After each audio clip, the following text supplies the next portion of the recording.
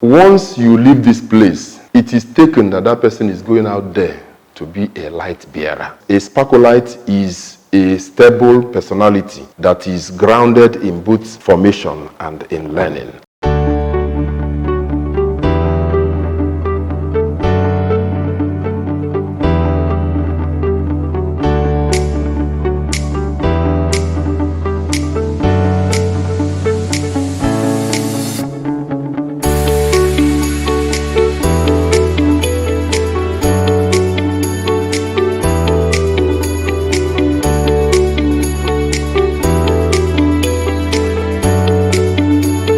Ever wondered how a school can perfectly mitigate through the rigorous academic demands as well as every other life development? This is going to be a story that will not only make you marvel at the power of visionary leadership, consistency, and discipline. It will help you understand the new focus of education amongst Catholic schools in Enugu. This is the story of St. Patrick College Emene, popularly known as PACO.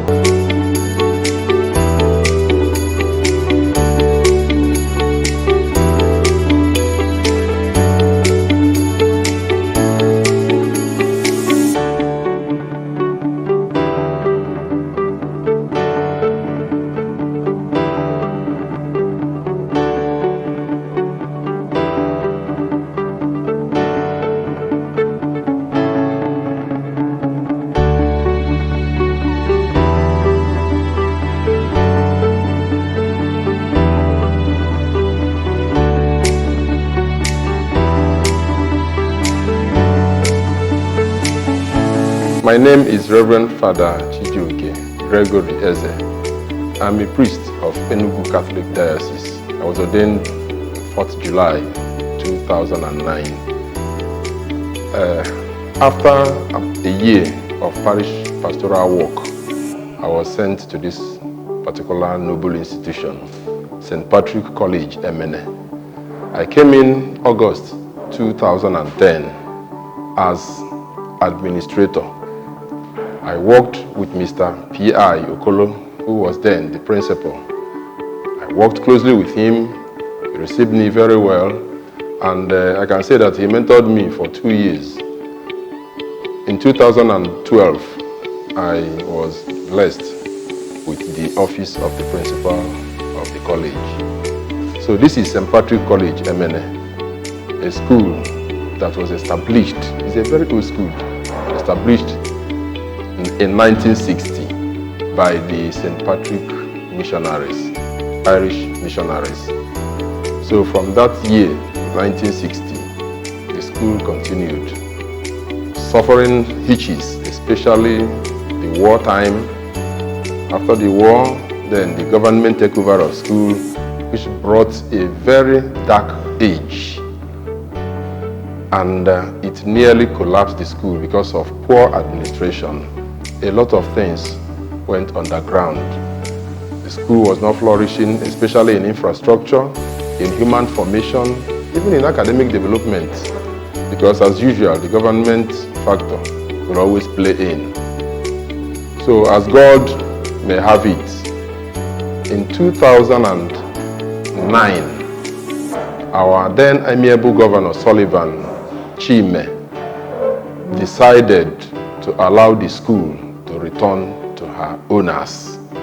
All the mission schools, the Catholics, the Anglicans, the Methodists, and so many few others.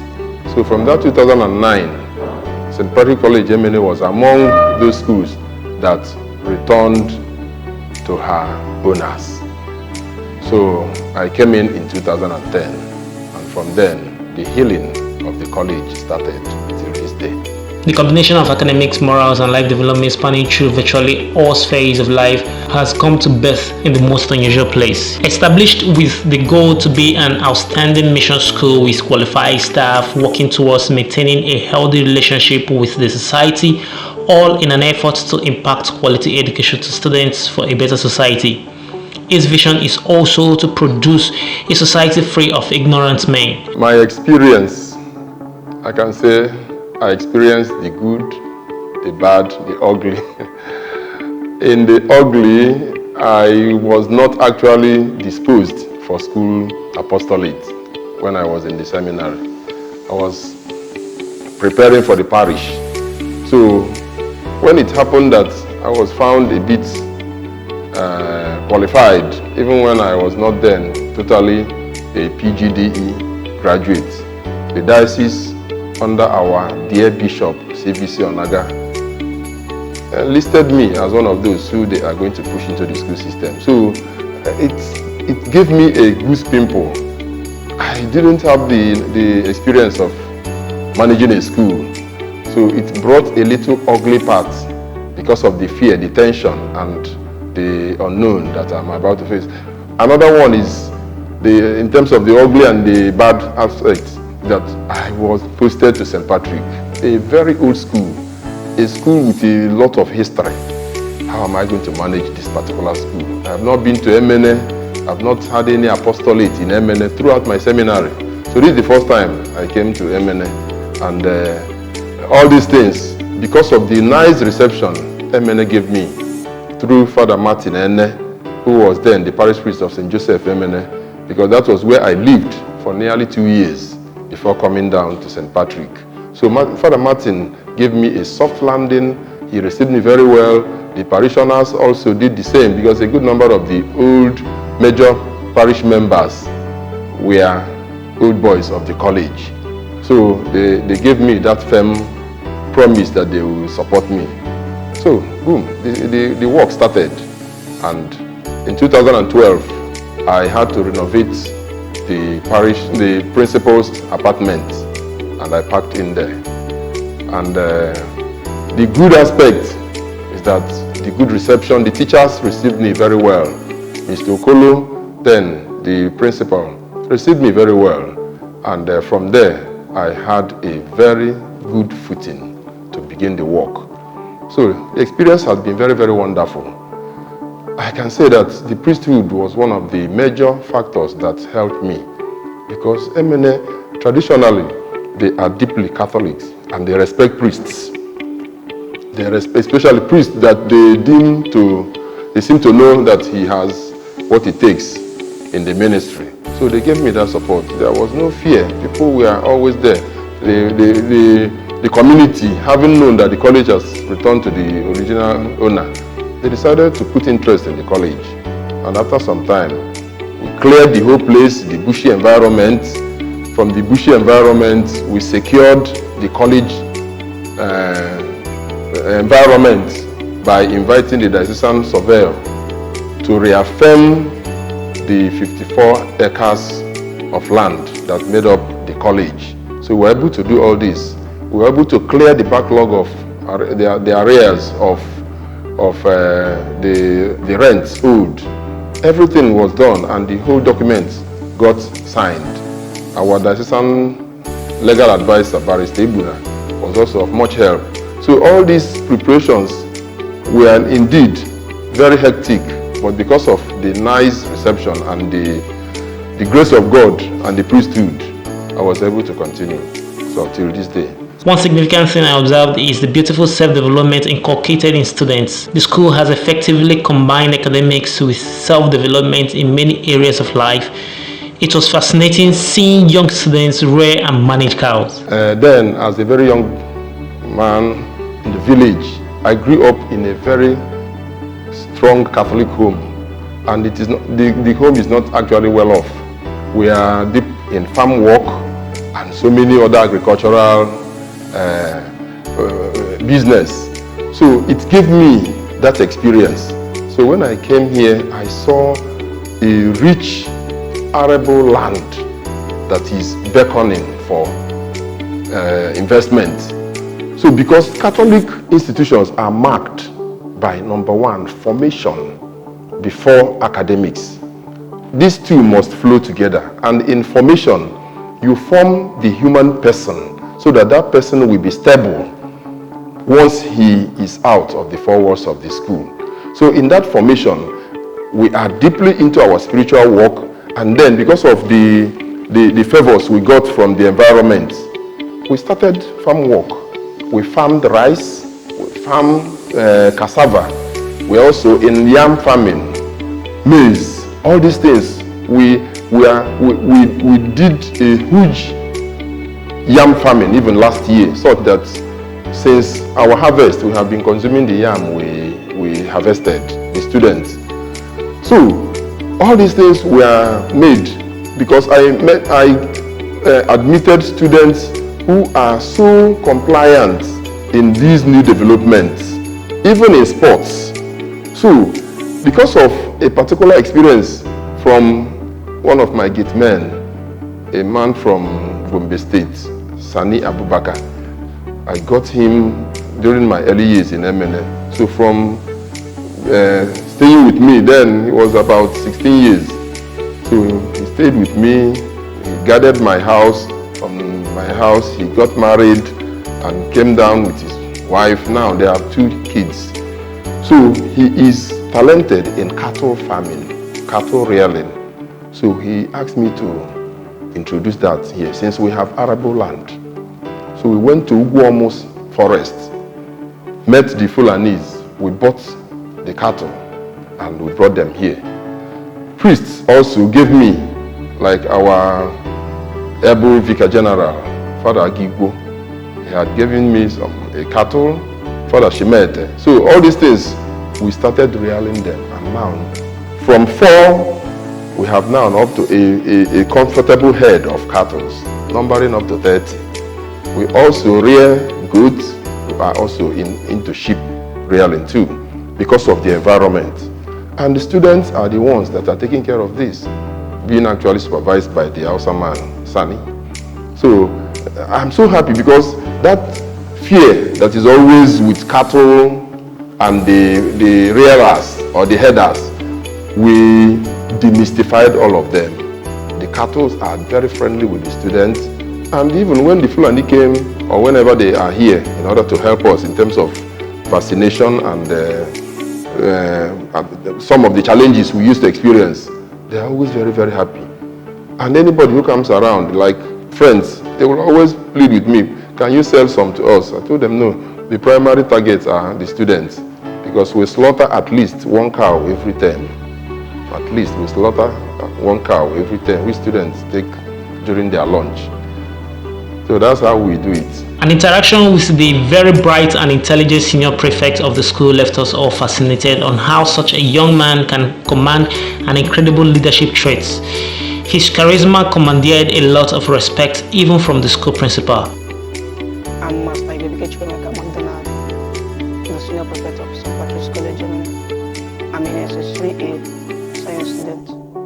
I'm 16 years old. A quote would always say that little drops of water fills a bucket and makes a mighty ocean. St. Patrick's College Emena has really offered me a lot.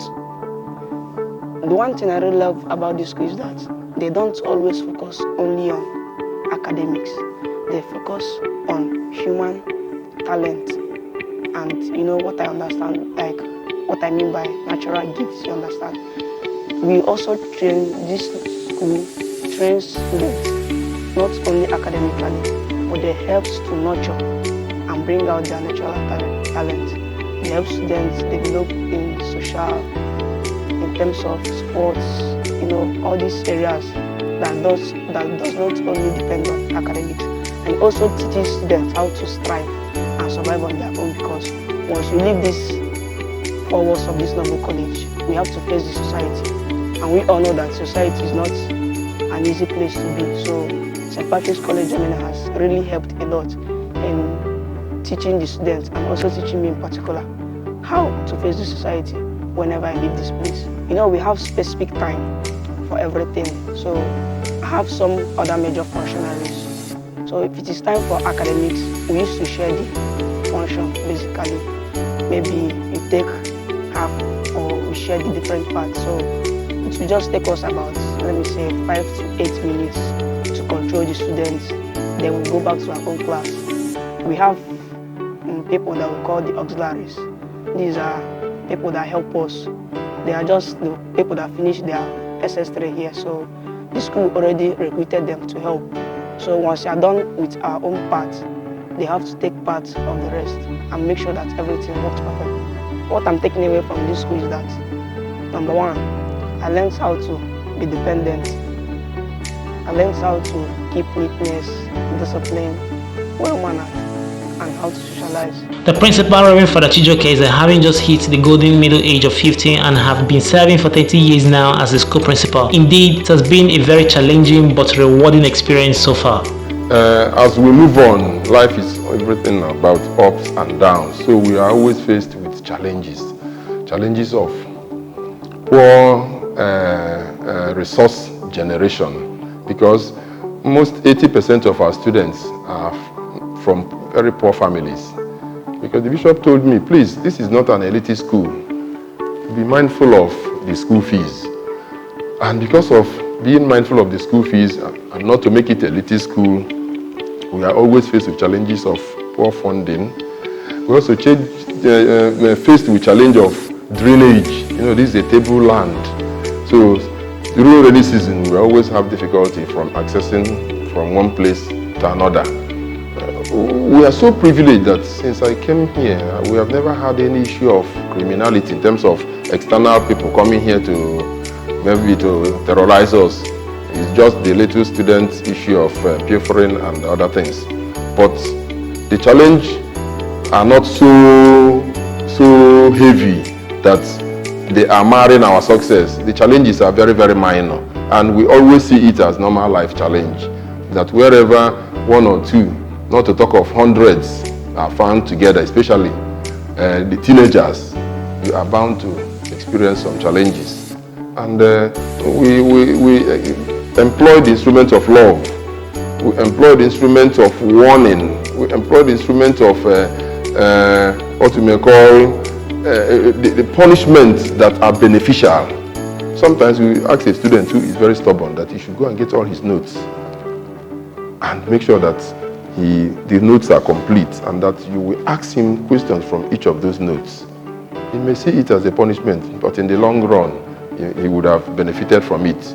So the challenge of disobedient children that are not coming from organized homes, children that are from broken homes, single parent students, some of these things we face here. So, but we are going on, and by God's grace. So this is St. Patrick College, Emene, a school that was established. It's a very old school, established in 1960 by the St. Patrick missionaries. Once you leave this place, it is taken that that person is going out there to be a light bearer, wherever he is found, whether in the agricultural sector, whether in the finance sector, whether in the health sector. Because a Spacolite is a stable personality that is grounded in both formation and in learning. So my focus is to produce young men who will go out there and to become lights in darkness. St. Patrick Emene is indeed setting the pace for the much needed revolution in education. An education that cuts across every facet of human development, human formation. I do hope it keeps the great work going.